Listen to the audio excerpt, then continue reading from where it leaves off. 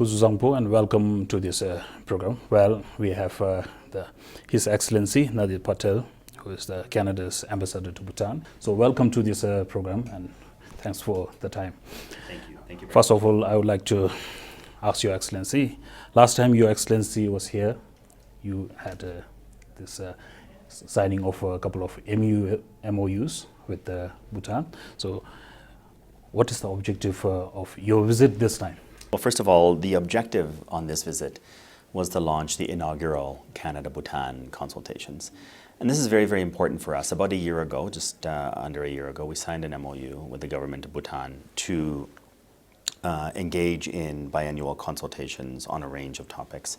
And the reason we wanted to do this was a few things. One is we wanted to have a ministry-to-ministry engagement vehicle that we could, in fact, take stock of the relationship and explore ways in which we would expand the relationship. So today was the first time we engaged in those meetings, and I would say it was extremely productive and very fruitful. We discussed the long-standing relationship between Canada and Bhutan, going back to the 1960s and 70s, deep-rooted in educational ties with Father Mackey and others. We took stock of where we've come over the last 16 years of diplomatic relations, and more importantly, we identified a number of new areas of collaboration going forward, many of which tie in directly to the five-year plan and some of Bhutan's flagship priorities. So what is the status or what are the developments between this, in relations between Bhutan and Canada from your last visit? Since the last visit, which was only 3 months ago, so my last visit was in August, and this would be my 8th visit, I believe, to Bhutan now. And just in those 3 months alone, the first thing is we actually launched these consultations, which I think was very, very important. Secondly, we identified a number of areas where we have taken some tangible steps to collaborate. So for example, about a month ago, we sent a team of experts in the organics certification space as it relates to agriculture. We have a very strong ecosystem of agricultural technology and organics, so we sent an expert here. That happened in the last month or so.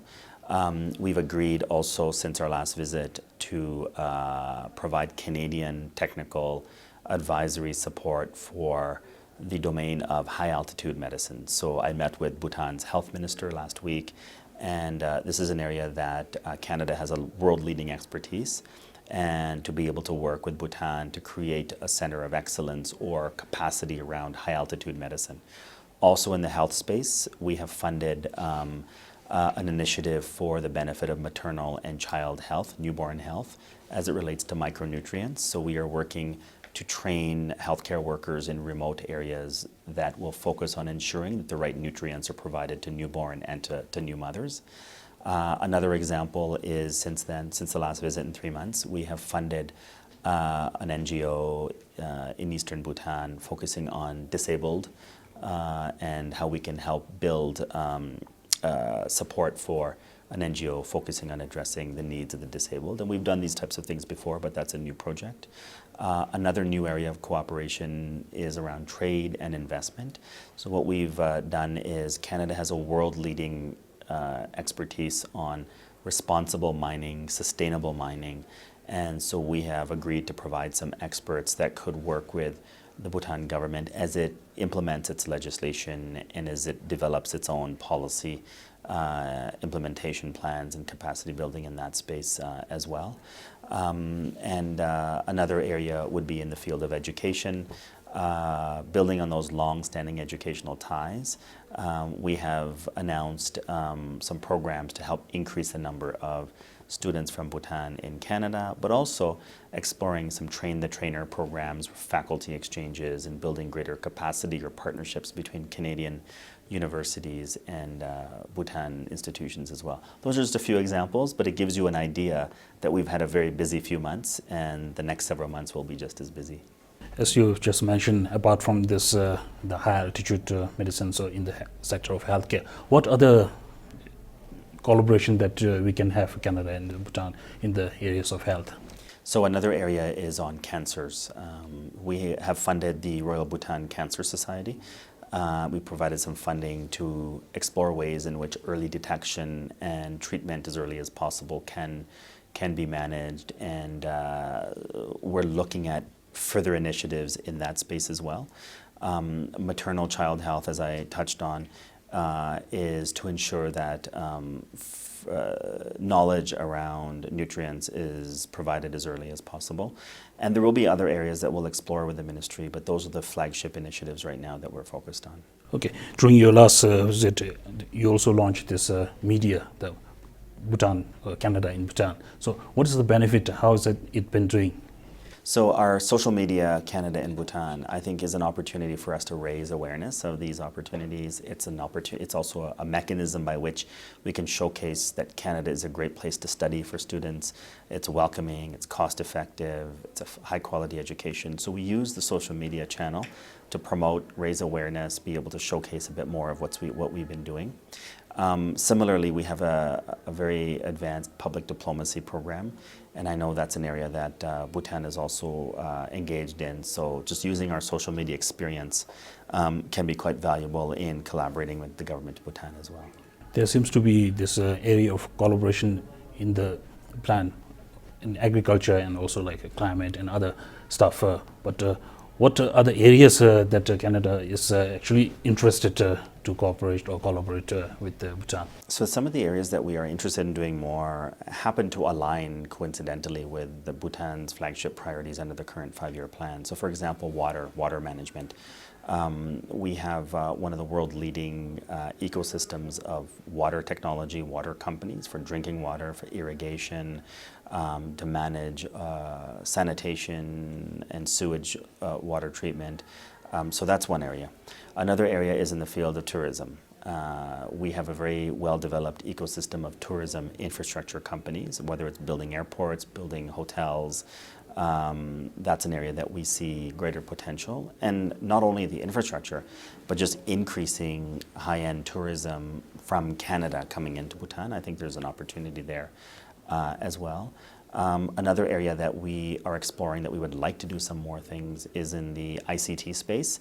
So Canada has a world-leading ecosystem as it relates to startups. More startups in Canada than in Silicon Valley last year. More technology jobs in Canada than in Silicon Valley and Seattle combined.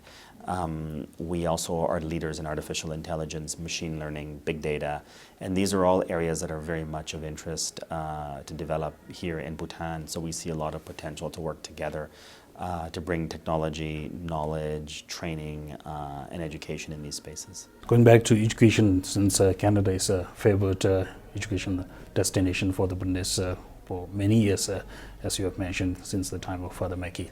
But what is the status of scholarship presently? So, we're looking at increasing the number of students from Bhutan to Canada. We've seen significant growth from other countries in terms of students coming to Canada. We also launched a new international education strategy just a couple of months ago.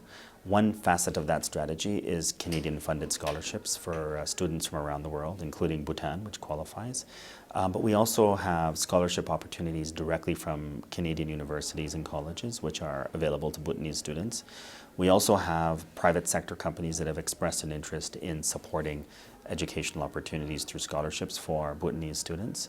So those are some of the areas. And then some universities in Canada have in fact offered up incentives, making it more affordable by reducing their international tuition fees for students from Bhutan when there's a financial need to do so.